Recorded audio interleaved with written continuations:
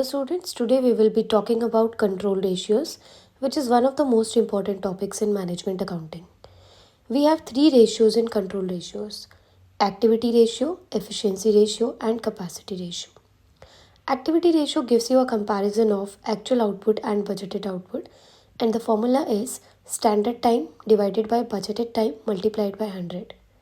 Efficiency ratio gives you the comparison of actual time and budgeted time, and the formula for the same is standard time divided by actual time multiplied by 100. And third, we have capacity ratio.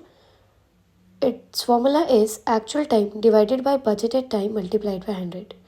In order to get the clear conceptual idea of control ratios, we will be taking up an example here. तो अभी हमारे पास जो formulas थे उसमें हमने कौन से time देखे हैं? Standard time, budgeted time and actual time. तो इन तीनों में एक्चुअली ये होते क्या है, इसको समझने के लिए हमने यहाँ पे एक एग्जांपल लिया है. सपोज एक्सपेक्टेड प्रोडक्शन जो है वो 10 यूनिट्स है. We are expecting from our labour कि वो 10 यूनिट्स बना देंगे एक दिन में, और एक यूनिट बनाने के लिए हमारा जो एक्सपेक्टेड टाइम है उनसे it is 30 minutes. That we are expecting कि वो एक यूनिट बनाने के लिए 30 मिनट्स लेंगे बस. बट जो एक्सपेक्टेड और एक्चुअल है they might be equal also and they might be different also. In this case हमने ये देखा कि हमारा जो एक्चुअल प्रोडक्शन है वो 8 यूनिट्स है सिर्फ, और जो एक्चुअल टाइम टेकन है इट इज़ 40 मिनट्स. जो हमारा एक्सपेक्टेड प्रोडक्शन है इसको हम बजटेड प्रोडक्शन भी बोलते हैं, एंड एक्सपेक्टेड टाइम को बजटेड टाइम भी बोलते हैं. But budgeted time per hour is different. See, हमारे पास एक्सपेक्टेड प्रोडक्शन 10 यूनिट्स की है. Expected time for each unit is 30 minute. That is 1 unit को बनाने के लिए 30 मिनट्स जो है वो एक्सपेक्टेड टाइम है. हम एक्सपेक्ट करके चल रहे हैं कि एक यूनिट को बनाने के लिए 30 मिनट्स तो लगेंगे. हमारी जो एक्चुअल प्रोडक्शन है वो 10 नहीं 8 ही हो पाई है. हमने सोचा था कि 10 यूनिट्स होंगी बट हम 8 यूनिट ही बना पाए हैं. और हमने सोचा था कि एक्सपेक्टेड टाइम 30 मिनट्स का रहेगा बट एक्चुअली 40 मिनट्स लग गए एक यूनिट को बनाने में. अब हमारे पास 3 कॉम्पोनेंट है: बजटेड टाइम, स्टैंडर्ड टाइम और एक्चुअल टाइम.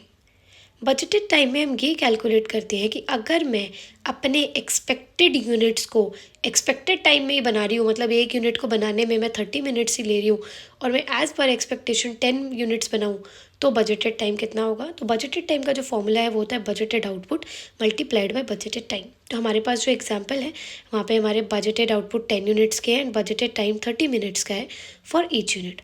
तो हमारा जो बजटेड टाइम है वो आ जाएगा 300 minutes, that is 5 hours. Clear है? नेक्स्ट है हमारे पास स्टैंडर्ड टाइम. बजटेड टाइम और स्टैंडर्ड टाइम में डिफरेंस ये होता है. बजटेड टाइम आपको ये बताता है कि एक्चुअल आउटपुट एक्सपेक्टेड आउटपुट अगर एक्सपेक्टेड टाइम के हिसाब से बनता है तो आपके पास टोटल बजटेड टाइम आएगा. बट स्टैंडर्ड टाइम आपको ये बताता है कि सपोज़ अगर आपने बजटेड नहीं एक्चुअल आउटपुट बनाए होते, 8 यूनिट्स बनाए होते और टाइम एक्सपेक्टेड वाला ही लिया होता, 30 मिनट्स लिया होता, that gives you standard time. तो हमारे पास जो स्टैंडर्ड टाइम है उसका फॉर्मूला है actual output multiplied by budgeted time. Actual time नहीं लेना है, बजटेड टाइम. बजटेड टाइम को मैं स्टैंडर्ड टाइम भी बोल सकती हूँ पर आवर वाला. तो स्टैंडर्ड टाइम का मेरे पास फॉर्मूला है 8 units multiplied by 30 unit 8 units multiplied by 30 units, that is 240 minutes और 4 आवर्स. बजटेड टाइम आपको ये बताता है कि एक्सपेक्टेड आउटपुट को after getting through budgeted time and standard time, now we have actual time. Actual time by its name suggest कि actual time में जो आपका आउटपुट है वो भी एक्चुअल होगा और जो टाइम पर यूनिट है वो भी एक्चुअल वाला लेंगे. तो हमारे पास एक्चुअल टाइम का फॉर्मूला है actual output multiplied by actual time, that is 8 units हमने एक्चुअली बनाए अगर आप राइट हैंड साइड पे एग्जांपल को देखोगे, और उसे बनाने के लिए हमने 40 मिनट्स लिए हैं पर यूनिट. तो हमारा एक्चुअल टाइम 320 मिनट्स आया है.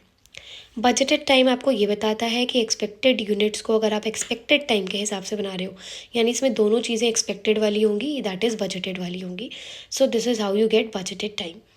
स्टैंडर्ड टाइम को आपको बताता है कि एक्चुअल यूनिट्स अगर आप स्टैंडर्ड टाइम के हिसाब से बनाते हैं तो क्या टाइम रहता है टोटल. तो हम इसमें जो फॉर्मूला होता है हमारा it is actual output multiplied by budgeted time. Actual time में दोनों चीज़ें एक्चुअल होती है even if you take output और टाइम. तो एक्चुअल टाइम का फॉर्मूला है actual output multiplied by actual time. अब हम बजटेड टाइम भी सीख चुके हैं, स्टैंडर्ड टाइम भी सीख चुके हैं एंड एक्चुअल टाइम भी सीख चुके हैं. Now we are coming to control ratios की एक्चुअली फॉर्मूले में कैसे ये वैल्यूज़ हमें डालनी है और ये रेशियो कैलकुलेट करनी है. तो जो फर्स्ट है हमारे पास it is activity ratio. Activity का मतलब ही होता है कि जो एक्शन टेकन है बाय लेबर, दैट इज़ कि वो कितना प्रोड्यूस कर रहे हैं, कितने यूनिट्स प्रोड्यूस कर रहे हैं। तो ये जो डिफरेंस है, मेरे पास दो चीज़ें हैं जो मुझे प्रोडक्शन का डिफरेंस देगी, वो है एक्चुअल आउटपुट और बजटेड आउटपुट। अब मैं ये चेक करूँगी कि मेरे पास जो तीन चीज़ें हैं, स्टैंडर्ड टाइम, बजटेड टाइम और एक्चुअल टाइम, इसमें कौन सी वो दो चीज़ें हैं जिसमें सिर्फ आउटपुट का डिफरेंस है बट टाइम अगर मैं पर रेट देखूँ तो वो सेम है। जैसे अगर बजटेड टाइम पे आते हैं, तो बजटेड टाइम में मेरे पास जो फॉर्मूला है वो है budgeted output multiplied by budgeted time. तो यानी इसमें आउटपुट भी बजटेड है और टाइम भी बजटेड है। और अगर मैं स्टैंडर्ड टाइम पे आऊँ और देखें अगर हम, तो यहाँ पे जो बजटेड टाइम है, जो रेट है वो बजटेड टाइम है, बजट यहाँ पे आपके पास ये बजटेड टाइम हो गया और वहाँ पे बजटेड टाइम हो गया, यानी टाइम रेट तो सेम है दोनों जगह। पर अगर मैं आउटपुट चेक करूँ तो वहाँ पे बजटेड है और यहाँ पे एक्चुअल है, यानी ये दो कंपोनेंट्स हैं, बजटेड टाइम और स्टैंडर्ड टाइम, जो मुझे एक्चुअली सिर्फ आउटपुट का डिफरेंस बता रहे हैं, और जो रेट है टाइम का वो दोनों में सेम है, बजटेड वाला। तो जो एक्टिविटी रेशियो का फॉर्मूला है वो हो जाएगा standard time divide by budgeted time multiplied by 100। तो मेरे पास स्टैंडर्ड टाइम की कैलकुलेशन में 240 मिनट्स आए थे, बजटेड टाइम 300 मिनट्स है। इन दोनों को आप मल्टीप्लाई करोगे तो मेरे पास एक्टिविटी रेशियो 80% आ गई है।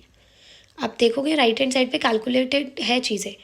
दोबारा बता रही हूँ मैं, बजटेड टाइम और स्टैंडर्ड टाइम में डिफरेंस है तो वो सिर्फ आउटपुट का है। अगर आप टाइम देखोगे तो दोनों में हम बजटेड वाले ही ले रहे हैं, और एक्टिविटी में मुझे चाहिए ही आउटपुट का डिफरेंस, इसलिए उसका जो फॉर्मूला है standard time divide by budgeted time multiplied by 100।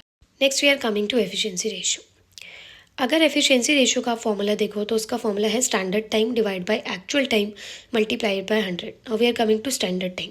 तो स्टैंडर्ड टाइम का जो फॉर्मूला है वो है actual output multiplied by budgeted time.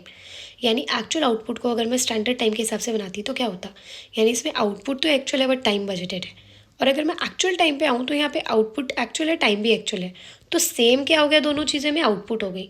वहाँ पे भी एक्चुअल आउटपुट है, यहाँ पे भी एक्चुअल आउटपुट है, और टाइम उसमें बजटेड है, इसमें एक्चुअल है। यानी एफिशिएंसी रेशियो मुझे टाइम का डिफरेंस बताता है। एफिशिएंसी का जनरल मीनिंग भी यही होता है कि आप टाइम आउटपुट को कितने टाइम में कंप्लीट कर रहे हो। अगर आप कम टाइम में कंप्लीट कर रहे हो तो यानी यू आर एफिशिएंट, यानी efficiency is about time saving.